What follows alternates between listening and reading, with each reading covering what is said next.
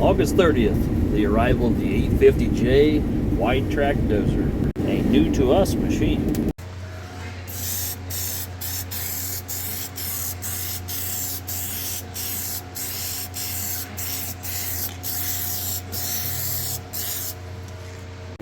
Why was I painting that engine? Well, because we had to replace it.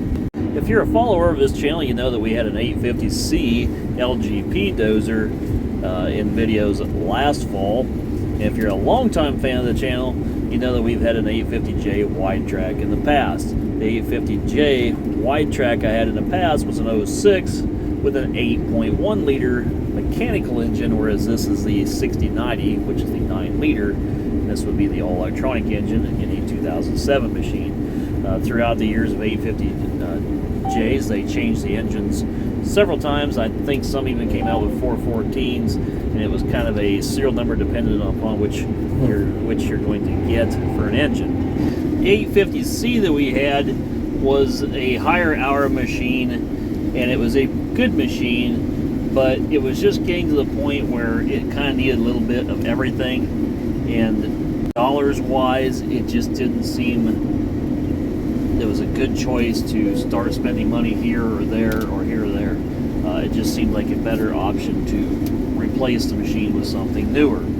We actually sold the 850C for more than we paid for it, including more than we paid for any repairs we put into it, as well as even the cost of operation during time of ownership. So there's absolutely no complaints on what we were able to resell the machine for versus purchase. And we thought we had a pretty good buy on this 850J. Against better judgment, we did buy this 850J sight unseen, but we're promised by the dealership it was a good machine. Upon unloading the dozer, we noticed an engine miss, which we assumed was nothing more than an injector. And when the replacement injector did not work, we ended up going to an ECU, tracing wiring harnesses far and far down the line, at which point we realized this current engine had a tremendous amount of blow-by and that the hours were not accurate on the machine, so we realized at that point that we needed to just either overhaul or replace the engine. The defluxing plus an overhaul kit was going to be more than just a reman John Deere long block, so we opted for the long block. The dealer that we purchased the machine off of did come to the table and finally pony up about half the cost of all the work, and we did all the labor ourselves to save on any additional costs. Old engine was not in great shape. I think it was original. It had a lot of blow-by, possibly broken ring, and there seemed to be coolant mixed with oil. And these are an aluminum oil pan. You may have caught in the one picture there the weld beads to the oil pan, which appears to have had caught damage from something underneath the belly, and the belly panel was dented, which we did fix. Additionally, the coolant system had to be removed and cleaned. Getting everything gathered up parts-wise, getting the radiator to the repair shop, time-wise, just everything was a push to get it done in the time frame that we got it done within. At the end of this entire project, we feel confident in the machine. It has a new engine now, and it's a good machine. The machine has had a lot of prior work, even though it's probably been put together out of some other parts just because of the age of the machine and the use of the machine. At that point, they'll have been pieced together via new parts and possibly even some used parts. We just don't know the history of the machine, as it's always buyer beware when you buy something used. This is a very nice dozer. When we got everything completed here, it's a great dozer. And I'll tell the rest of the story as we bounce through the slough combining soybeans. And yes, don't worry, you guys will be getting harvest videos coming shortly. This slough is very rough and just one of the key places on our farm that needs attention from a dozer. That dozer is good enough to do commercial work, our own work, or whatever we want for many years to come. It's a nice machine. I like the 850Js. They became the K series thereafter, which dropped back to the 414 engine. Then the K was eventually replaced by the L. Now, if you are interested in the K, there is a large difference in the early serial number versus the late serial number, which would be a Tier 4 interim versus a Tier 4 final machine. That's when they added the def, and that's also when they changed the machine. very dramatically. And if you're interested, this used to be a pond on this farm here. And this hillside here ran down into his old pasture. They raised some Mustangs on this farm. Yes, that's wild horses. That needs tile line around it and to be graded out and cleaned up. And those are all things that we're doing with the equipment that we have now. Putting the engine in wasn't the worst job in the world. It took about 4 hours to actually get the engine in there. There's a big plastic coupler between the back of the engine and the hydro drive. It's a big spider-like plastic coupler. And we just used a tractor, we hung it, and we were able to get that slid together. Getting everything, transmission and hydro, lined up was probably the trickiest part. And there's just a little subframe that sits down in the dozer. Much different design than the earlier C series, which actually the dozer frame was kind of bolted together and pieced together. This is just like a big saddle with an additional secondary frame that sits in there. If you look at the housing, it's kind of a cheap dozer, really. I mean, it's got the engine and the hydro units, and you just got this big welded up structure out of plate cut steel. So simple, I guess, but it works. I like the Deere machines. But I was not thrilled with the service that we received on that machine. We got that machine August 30th, and we waited about a week to get the service technician out. Unfortunately, you could not go through the ag dealer to get some. Well, you can some parts, like all the engine injectors came. So anything will cross over to a tractor, and it's basically the same identical engine to a 8330 John Deere. So we're able to get all that through the ag dealer side, but there are some things that have to come from the construction dealership, and we find that dealership to be much more crooked than the agricultural dealership. For example, that dozer, if it was alive, it'd probably be on life support, or it'd be dead or screaming with its eyeballs. But that dozer had a broken fan shroud up front, so we're taking that radiator out to take it down and get it cleaned out. It looks like something come to the front end. They'd replaced the fan, but the shroud and everything's broken. The way that John Deere designed that assembly was just terrible.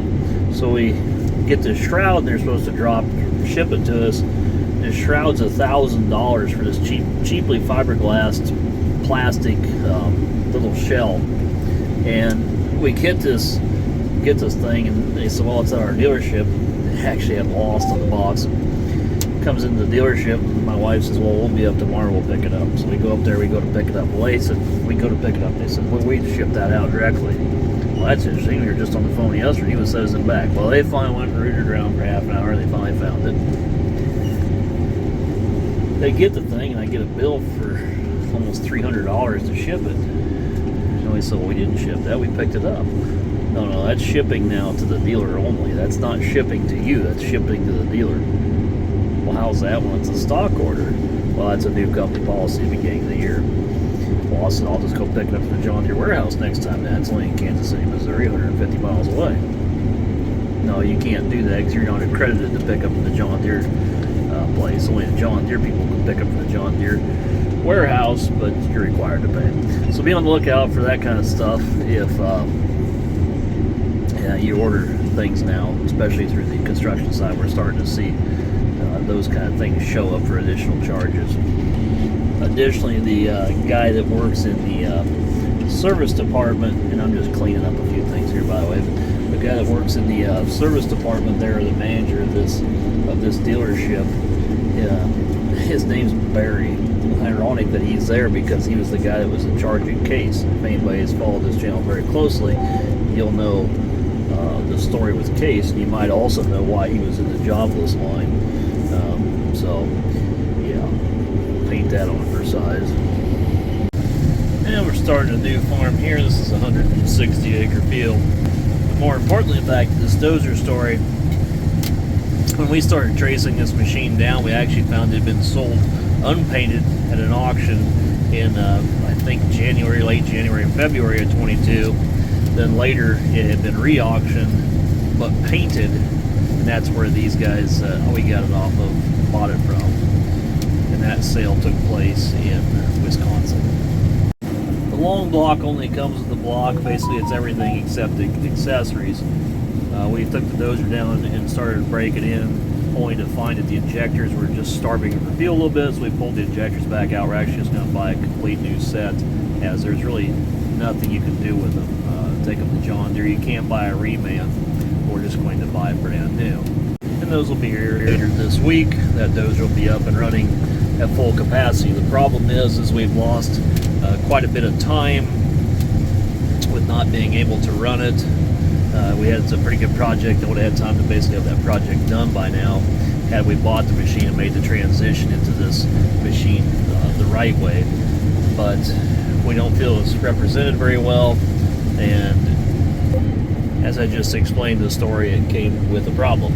So we pushed in record speed, or the best we could do, to get it replaced and repaired, and it will be a good machine for years to come. Now we know what we have, and the hydros and everything else check out excellent on it. So I am confident on the machine, but the amount of downtime was quite frustrating, as well as I felt an unreasonable amount of downtime from the dealer. This machine showed up August, I think, 30th, and we waited around on the mechanic until about a Friday thereafter, where he did an injector cutout test, and that's where we determined we thought it was an injector, only to prove that it wasn't, and we just kept tracing it from there. And the mechanic just wasn't putting the consecutive amounts of time in. It just kind of felt like we were getting the Friday slot occasionally if he felt like stopping by. And you can put your screen on pause and read the text, but the mechanic, where we kind of went wrong or got off on the wrong foot, by this time it's September 15th in the month, and we had called on a Thursday, or he wrote on a Thursday. He would, gotcha. Well, that's not a time frame, so we had called up to the main place and said, hey, we need another mechanic out here. We need to get somebody out here. Well, incidentally, the next day he showed up, so we just assumed his boss told me better get out here. That's not what happened, because on the Monday, another guy showed up, and then two people started coordinating and talking, and nobody realized that anybody had been out here the week before. So we get a guy to drive from Omaha to our location just to drive back and get billed over $1,600, essentially just for that guy to drive out because of a severe lack of communication on their end. The mechanic that was out there should have put a work order in or had some form of communication with the company. He's their mobile tech in the area, and I don't think the company knows what he's doing when or where. Additionally, I don't like being put off till Fridays only. If you're going to start a project, get there and finish the project. And I know diagnosing is not always easy, but much like many techs, you pay them about $200 an hour to read nothing more than a glorified owner's manual on their service advisor program, when the farmer out there probably knows as much or more than they do. The wonderful loaded electronics and everything that we live in now kind of leads you to, that's where you have to have these kind of guys come out and do it. It stinks, but it's the way it is. The older tractors and older equipment, we pretty much did all of our own work on. And even on this, we did all of our own work, but we come down to injectors or something where we have to have a computer to enter a code. Here you're strapped with having to buy a $5,000 per year service advisor program, or you're going to have to be a result of hiring them, which then usually turns into a clown show and a huge overrate charge. So you might be about as well off just to buy the service advisor program, especially if you're buying an older used machine. But you'll see plenty of this dozer in action once we get it 100% up and performing here. The bill was pretty hefty on it, but the dozer still came in at what I would call a reasonable purchase price, even despite it. And we know what we have now. We did the work ourselves. I'm not very happy about the downtime. I'm not very happy about the lack of service. And I'm not very happy about the fact it came in with a problem. But at least we did give them a cough up half of the repair costs, around half. But so the lesson here is buyer beware. Don't trust any of these places, especially if they're auction jockeys. There's a good chance even your John Deere dealer will even kind of rip you off in the process. And overall, pretty negative experience. One I probably wouldn't have bought the machine over, or I would have asked them to fix it. Even if it had been an upcharge when we bought it, just to have it done right before we got it, it would have been much better off than the way it turned out. But we'll manage through. We'll get through the year, and that dozer's got a lot of work, including this farm here too. This is 160 we bought in 2013. We have redone some waterways and stuff on it, but it needs fully terraced and tiled, and that'll be a big project for that dozer down the road. So stay tuned for that, and many more harvest videos coming up. Thanks for watching. I did want to add a little blip to this video before concluding it. There is software on the machine that even the John Deere techs can't access, and that's your right to repair laws being argued right now. That's entering things on the engine, etc. And you know what? I bought that machine, so that means I bought the computers on it too. So if those computers are bad and I don't have access to them, shouldn't John Deere pick up the tab to replace them? It doesn't seem like it works that way. It only seems to work that I can't access certain software that I should be able to. And they'll say, well, that's a safety concern, or it could cause the machine to fail. Well, damn it, I own the machine, so if I want to blow it up, I should have my right to blow it up. Furthermore, I wanted to say that the tech that worked on that, he's a good mechanic. It's just that there seems to be a severe lack of consecutive hours, meaning the amount of time, like once he starts a project, just to get there, keep getting there and finishing it. That's a problem, and a severe lack of communication between him and the actual main company, which is leading to me picking up the tab for additional people to come down when if there had been an ounce of communication or things filed properly or procedurally that wouldn't have been charged for. So that's why I'm a little irritated with a $3,600 bill that ultimately repaired and diagnosed nothing. And lastly, the dozer, again, it's a good dozer. I'm still fine on it. For what it would cost to buy anything comparable, I think we're okay on it. We know what we got, but I'm not too happy with the amount of lies that come out of the. I just wouldn't have bought it. I mean, we'd known this. And yes, since I know I'm going to get the comments, yes, we did look at a cat. Yes, I like cat. Yes, I probably should have bought a cat. Although the Caterpillar is what I could find and was interested in. I was looking at D70 or this machine, and the D70s were all well over 100 to 150,000 for anything that we could really look at buying that was any good. And the D6 market just isn't there. We've had them in the past. I prefer the John Deere better. Anyway, if the cat is something I should have bought, and I'm going to get those comments, by all means, I will take a cutting torch to this machine if you buy me the cat to replace it. If you want to know more about the story, or maybe there's something I should have clarified in this one, it'll probably be something I talk about on the second channel, which is basically completely shadow banned at this point. And now, back to harvest. See you in the next one.